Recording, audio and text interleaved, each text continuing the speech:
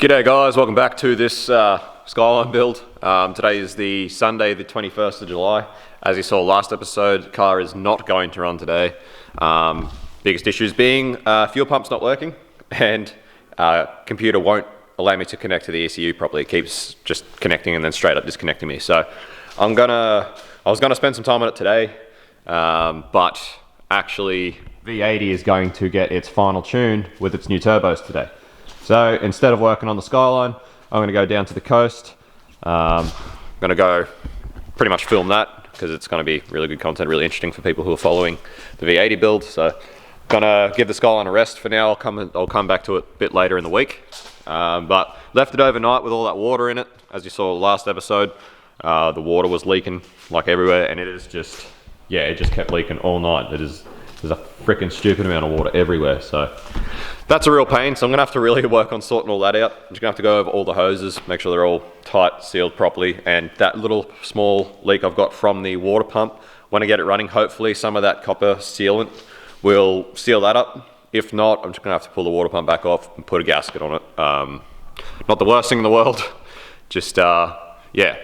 Learn from my mistakes, I suppose. Definitely just put a freaking gasket on it. It's like a $2 part. I just didn't have it here, so I decided just to silicone it, and it's come back to bite me in the ass. So anyway, you get that.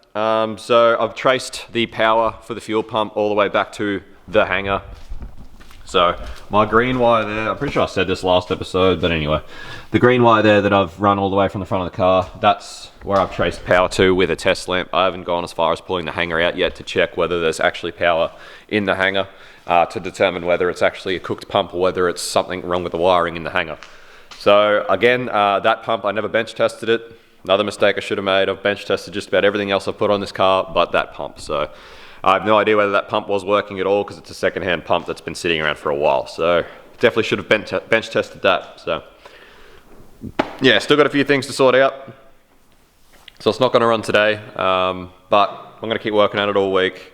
Honestly, it's probably not a bad thing. Like I was saying, when you get to this stage of the build and you've got all these things in your head of all these little niggly last minute things and you're so close to getting it running, it's very easy to rush and make mistakes and do stupid stuff. So it's probably not a bad idea to just stop and cruise it and make sure everything's done properly and just try and sort out this water leaks and do a few other things. But anyway, I'll come back to that later in the week, and we're going to go down the coast and give V80 a big tune. So you've probably already seen that video. Alright guys, so I just got done with the dyno with V80. If you haven't seen that video by the time you're watching this, it's probably been up for a little while, so I'll link it in the corner there. But while I was there at the dyno, I had a chat to my tuner Shane about the Microtech issue I'm having with the Skyline. He reckons you do need the actual Microtech USB to serial adapter. You cannot use it's just a generic one. So it would appear that is why the Microtech ECUs are just blocking me out of them. Obviously they see not Microtech gear and they just disconnect. So I'm gonna have to order one of them, which is gonna slow down my idea of the process a little bit, because I pretty much, yeah, today's Sunday the 21st. I was hoping to have it started today. And I was hoping to sort of spend the rest of this week just getting through all those teething issues, finishing the exhaust and intake, and then I was hoping next weekend, which would be the 28th, I was hoping by then it would be pretty much ready to go. But that's not going to happen, which honestly, it's probably not a bad thing. There's actually, I don't think, I'll have to check when even the next event that I wanted to get to was on, but there was no events in July that I really wanted to get to. It was all meant to be August, so having sort of an extra week, as long as it works out with work, we'll be alright, because it just means we'll be able to just make sure everything's done just properly and make sure it's all Mickey Mouse. So yeah, I'm going to have to just order one of those. I've ordered a brand new fuel pump, so I'll have to wait for those to get here this week, and then I'll sort out the fuel issue. I'll finish. In the meantime, I've got plenty to go on with. I've got to sort out all them water leaks. I'll try and sort them as much as I can. I've got to finish the exhaust. I've got to bleed up all the brakes and everything, so I've got to make the intake. There's still plenty for me to do while I wait for those things. And then when they get here, it'll just be a matter of finally getting into the ECU, getting fuel pressure, checking for fuel leaks, making sure there's no fuel leaks, starting it up, checking for oil leaks, all that sort of crap, make sure everything works. As long as everything works, there's no oil leaks, there's no fuel leaks, then it'll just be a matter of taking that loom back out, which is going to suck, but wrapping the whole thing up, tidying it up, and then it can all go back in the car for the last time.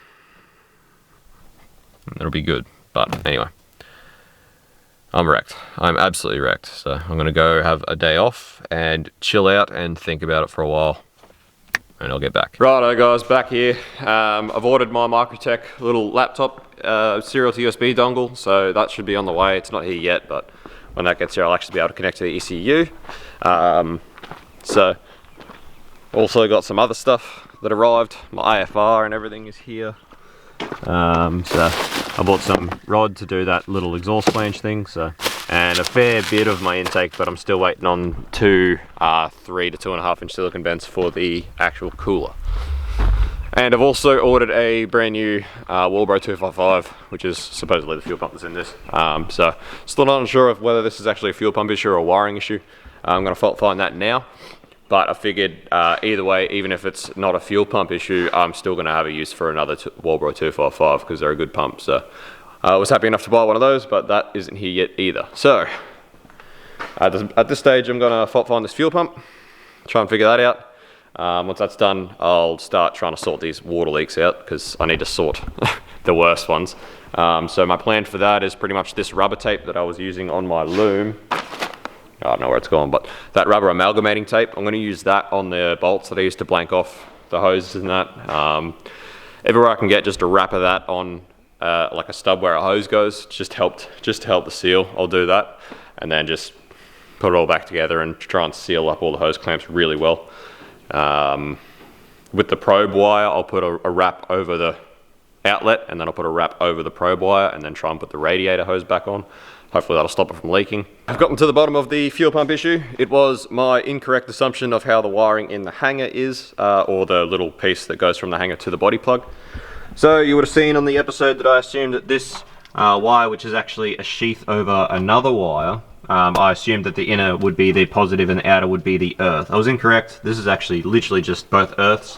I just assumed that because they were isolated in the plug, so I thought maybe, you know, you'd isolate the power. But again, literally just my assumption, which was incorrect. So the actual power wire is this white with a red stripe, which is on the other side of the plug there. So unplug that.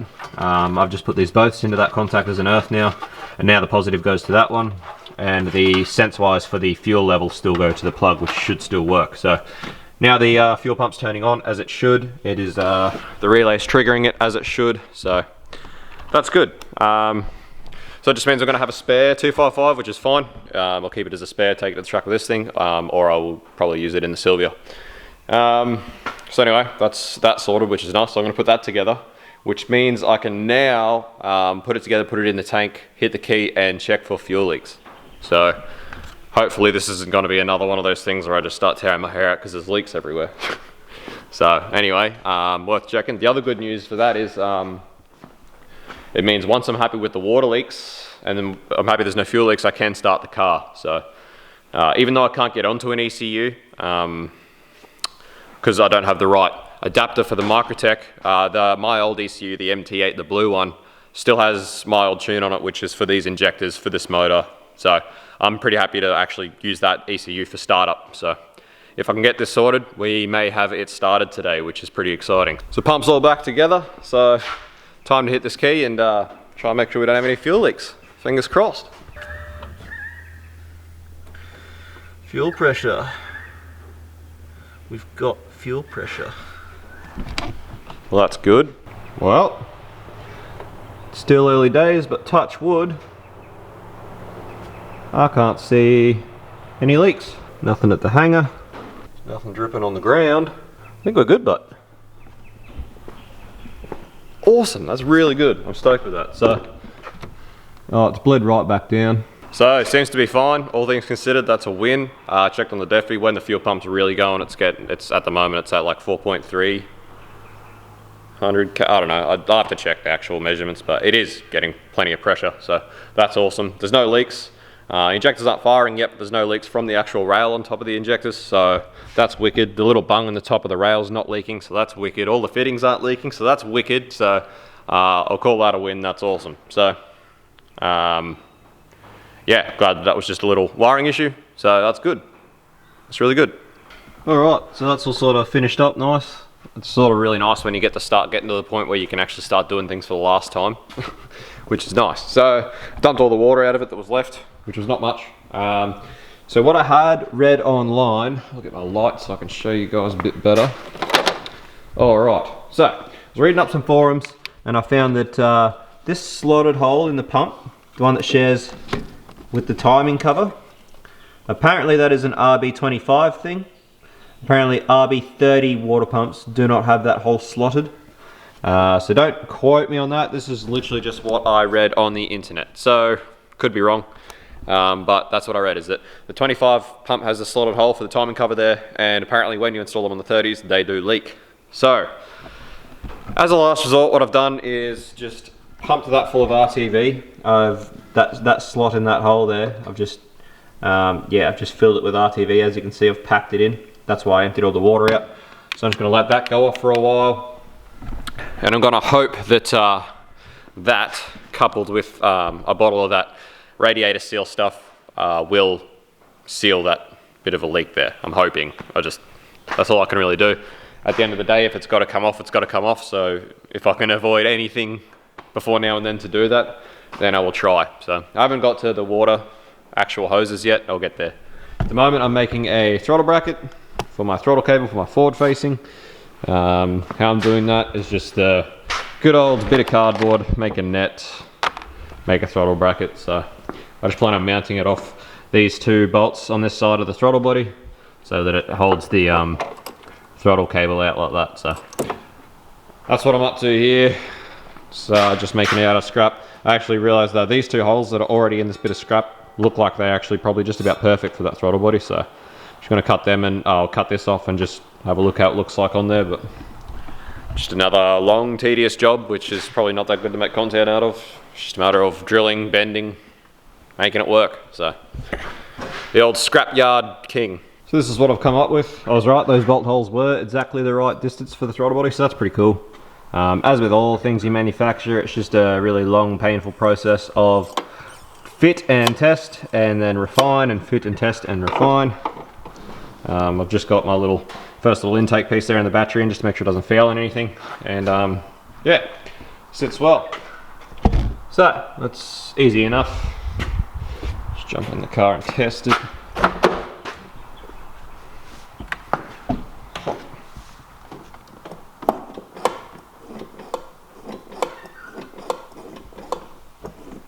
Yep, very cool. So I'll clean that up and paint it up so it looks nice. Not going to leave it like that. And I might paint it with the ceramic paint that I used to paint the exhaust, because I sort of like the way it sort of mats up and goes ceramic like that. So one more, well, another thing done, I suppose, that's been sitting in my head for ages. I've just had to do that for a long time, but glad it's done.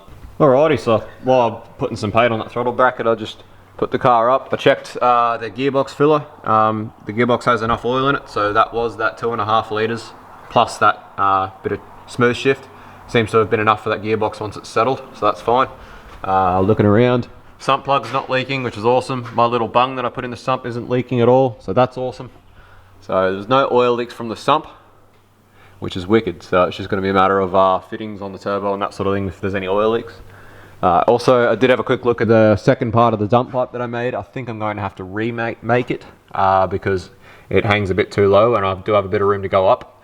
And because of how low this car is, I'm going to need to pretty much take advantage of all the room I can. I'm going to pretty much have to have the exhaust up against the floor here. Because on the ground, these frame rails are only about 20, maybe 30 mil off the ground. So I can't really afford to have the exhaust sitting sort of low at all. So I may even have to just oval this part of the exhaust as well. Once you get to here, I can sort of dogleg it up a bit and keep it up just a bit more.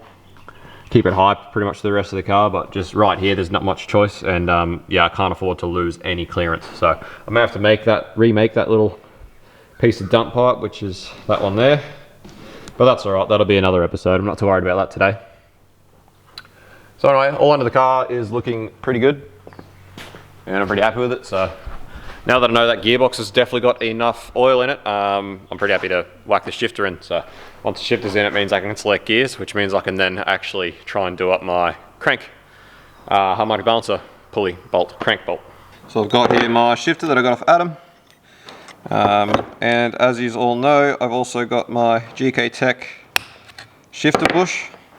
So I just pop the plastic one off. I just use, these are actually hose tools. So these are used for getting fuel hose and water hose and stuff apart from the tube. And they work perfect for that. This is my new GK Tech brass bush. Apparently these are meant to make quite a bit of difference, so I've been told.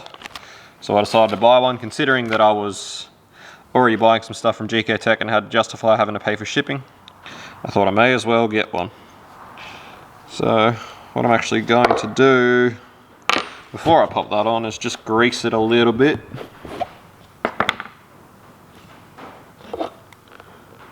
That's plenty.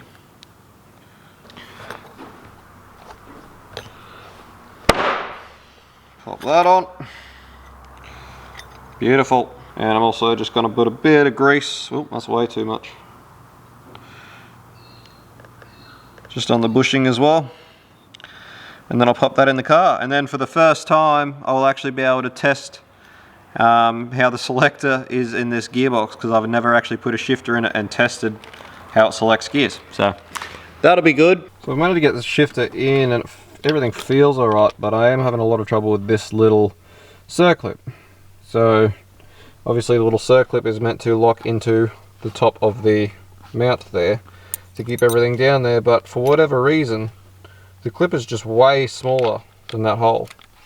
And I've got an RB25 shifter as well, and I had a look at the circlip on that, and it was the same size as this one, and it's just way too small to actually sit in that groove where it's meant to seat. So I'm just trying to spread it now to try and make it that size, I suppose, to go into that seat properly. I'm not sure if it's smaller because maybe Adam made it smaller so that it wouldn't fall off the shifter, but I'm not sure what the go is there. But I'm just trying to spread it enough so that it actually seat in that groove, but I'm just worried that spreading it's only going to be sort of temporary, whether it will come back and just pop out. So I don't know what the go is here. This might be something that sort of plagues me for a while, but I'll see what I can do and make sure it sort of fits. But selects all gears, all sweet, feels good.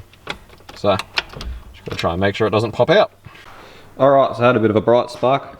This is a spare shifter housing that I just knew I had lying around. And as you can see here, it's got a different sort of ring in it that obviously someone has at some point broken, unless someone had the same trouble as me, has then made their own sort of thing. But it does have a retainer sort of clip in it.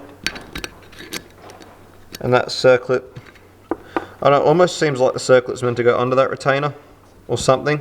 Either way, I'm just going to use obviously these two ends and use two flat blade screwdrivers to try and get this out. And pop it in and then see what I can do. It almost seems like yeah, maybe this is meant to sit in the shifter housing, and then potentially that ring is meant to go down and sit underneath it, is what it seems to look like. So that's what's popped out. If this camera will freaking focus on it. As you can see by the ends there, it doesn't look like it's broken, it actually looks like it's manufactured that way. So I'd say I'm probably onto something where I'm pretty sure that's meant to go into the housing to retain this outside part, and then I reckon the circlip is meant to go underneath that to retain the inner plastic housing. So I'm pretty sure I was missing this. I'm missing this out of the other shifter housing, so lucky I had this one just lying around, otherwise it could have been a world of hurt. So I'll try and put this together now and hopefully that fixes my issue. Alright, winner chicken dinner. Beautiful. Alright, so shifter's in. That's great.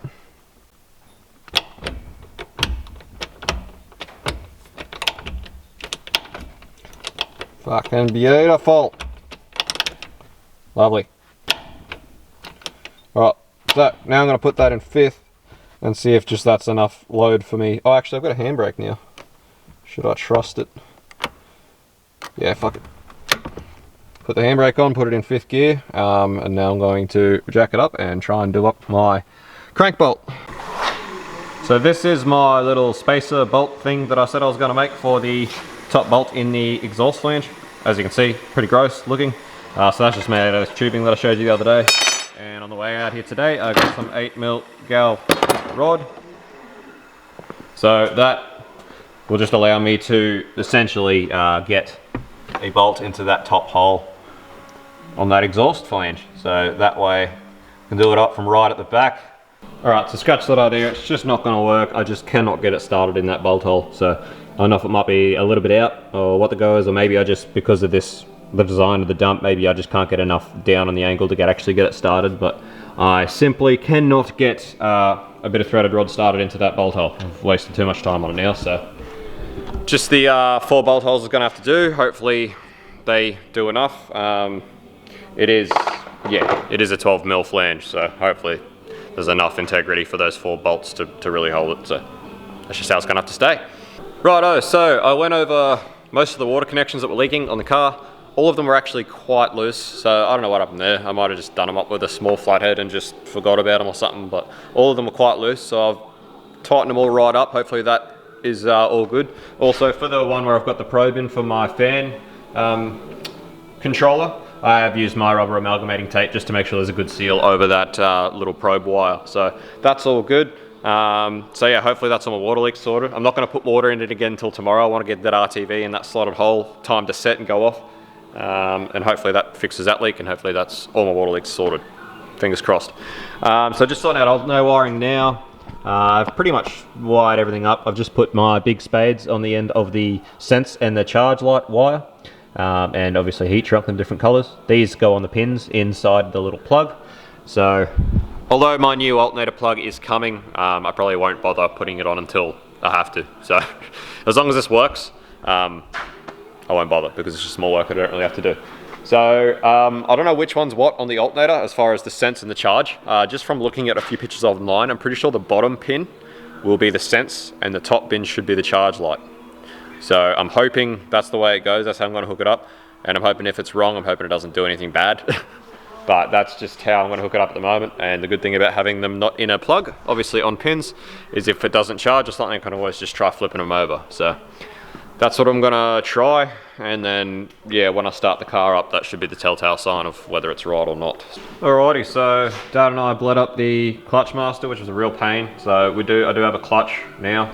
I'm getting pretty close to the point where I want to start it up. Double checked my timing on the Dizzy, because when I did it, I thought I actually had done it with the Dizzy. Well, the idea that the Dizzy turned the wrong way that it actually does. But when I checked it, I'd done it right. But nothing wrong with the sanity check, that's always good. So at the moment I'm just working on wiring in. I've got a new Innovate AFR. So Innovate, what is that, the NTXL. So yeah, wiring this in. I'm pretty sure I did state to you guys, I did originally want to wire this in with a cigarette. I wanted to make a loom for a cigarette lighter jack so that I could easily just transfer it between cars. Issue with that is that the actual cigarette lighter in the Skyline doesn't work at all. So I found out when I was digging around looking for ignition wires the other day under the dash. So what I'm doing is, these are those little connectors that I showed you that I got from Wish that I was going to use for my thermos, which I didn't end up using for my thermos. Anyway, as you see here, we've got some four cable plugs. So I'm wiring this up to one of these plugs so that I can easily plug and unplug it. And it's going to have its own inline fuse in the main power for 5 amps, because these draw 3 amps. The other thing is that the way that the Innovate AFR works, actually the way that any real AFR gauge works is the sensor is like a probe that heats up. So when it's activated, it heats up the sensor, and I'm pretty sure pretty much your exhaust gases cool the sensor as it heats, so it's not good to always leave it on. And for that reason, AFR gauges, this is stuff I've learnt recently. For that reason, they don't actually draw constant power. So I'm not going to be piggybacking power for that off the power for the ECU and the DEFI and all that, like I said I was going to. So instead, they pretty much advise that that be triggered by a relay, which is triggered by ignition. So it draws power from ignition that is meant to be triggered from a relay. That way, it's not on all the time. It's only on when the car's on, so you don't leave the sensor heating up all the time. So given that, I figure what I'm going to do is actually piggyback it off the fuel pump. As you know, the fuel pump relay is right there in front of the driver's firewall. The fuel pump cable or wire runs directly down into the footwell underneath the dash there, so it's easy for me to tap into it. So if I tap in this from the fuel pump relay, it's still protected by its own 5 amp fuse. And what that means is that it will only ever be on when the fuel pump relay is on or triggered, which for those of you who understand, the fuel pump relay is negatively switched by the ECU, and that switch, if the ECU doesn't detect cam input signals, it will turn the relay off, which is why the fuel pump stops after it's primed. So it's pretty much perfect because it means that the sensor will only be heating up when the car's on or as the car's running, and it will essentially it'll do a initial heat as the fuel pump primes when you turn the key on, and then after a little while when the ECU shuts that relay down, it's going to stop the sensor. So it's pretty much the perfect way to set it up in my head. So that's what I'm going to do, and I'm just going to, yeah, with this plug, it's going to be real easy to unplug it and plug it back in. So still just essentially plug and unplug, plug and play system, which should be easy as, but yeah, I can't really make a cigarette lighter loom because cigarette lighter doesn't work. So that's what I'm up to. So what happened is when we bled up the clutch, ended up with brake fluid everywhere over the engine bay, because we had lots of issues with the piston not returning in the master, so I had to keep blowing it back, and yeah, just ended up making a mess. So disconnect the battery and just doused everything with water, because as you know, brake fluids are very corrosive. So just doused it all in water, get rid of all the brake fluid. So I was at the point where I was ready to pretty much start cranking this motor over and look at starting it up. But now that everything's wet, I'm just going to let it dry out. In the meantime, I'm going to work on getting this into the car. And once this is into the car, I should be looking at starting it up and yeah, hopefully just hearing it run. That'll be awesome. But these plugs are pretty cool considering what they cost and what they were. They come with like your female pins and your male pins, and these little waterproof things to keep them waterproof on the back. So that's how it's going to be. That's how it's going to go together. As you can see, I've got my inline fuse. That'll be a 5 amp fuse there. Still got to tape that up, and I'll just be able to plug and unplug that and take it in and out of cars. So there's only 3. The fourth one, the yellow one there, that's actually an auxiliary output, so you can wire that to your ECU or your data logger or something if you like. Obviously I don't have the means to do that, and I'm not doing that. So all I've got is power, which will come from the fuel pump east relay, earth, and then lights, which I'm going to piggyback off the same light source that the Defi was. So just got to splice that into the car, and then it's right to go in really. And you've got I've got a Bosch. This is the Bosch sensor they use. So as you've seen, I've got my little bung in there ready for it, and I got one with a really long cable, just because for that fact that I plan on taking it in and out of a lot of cars. So I just decided to get one with the longest cable that I could for convenience. So yeah, that's pretty cool. Righto, so I've just got the sensor sitting out there at the moment because I have to calibrate the unit. But I've got it all installed.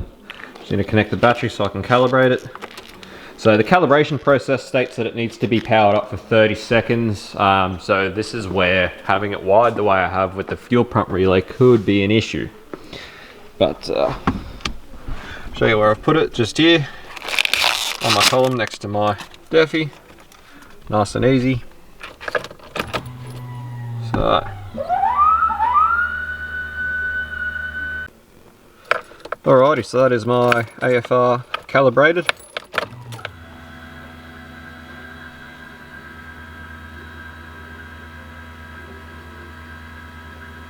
That should be all good. I don't know why that's, there we go, and it turns off. That's better. So, AFR is calibrated. Just so you guys are aware as well, the instructions for the AFR do state that the sensor should be further downstream than mine is.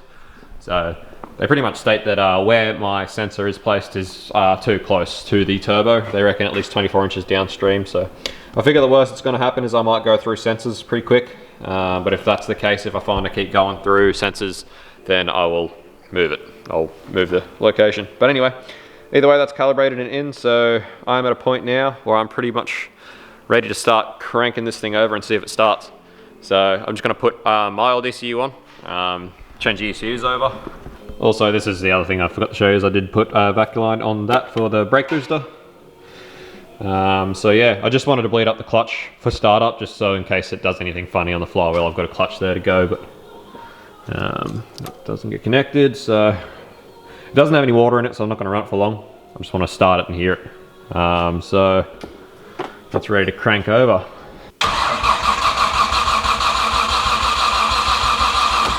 Seems to be doing everything properly. So, suppose I'll connect the coil. We'll see if she can start up.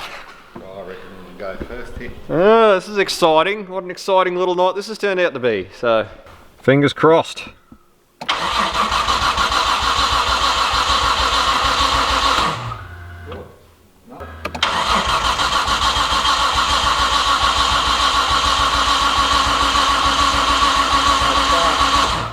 No spark. There's plenty of fuel, so... uh-oh. Uh-oh. Alright, so pretty sure it was a timing issue, so try it again and fingers crossed it works this time.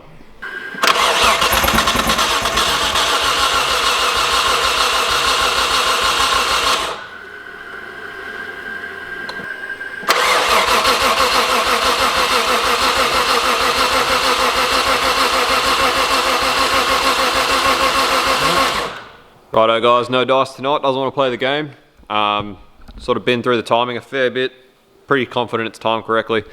So what I'm going to do in the morning is get Rex's R31 starter, make sure it's going, and then I'm going to swap the coil, see if that helps, see if that works, and then after that I'll swap the dizzy and see if that works, because I know these dizzies are known to be problematic, these RB30 dizzies. So if Rex is running, I know it's running. At least I can then rule those two things out. I got a feeling, I think it might be bad spark. So yeah, if I can rule those two things out, at least then we are a bit further into the process. But unfortunately, no startup tonight. So anyway, in the next episode, which I'll do tomorrow, hopefully we'll have it running. So stay tuned for that, and I'll see you on the next one. Cheers for watching, guys. Catch you later.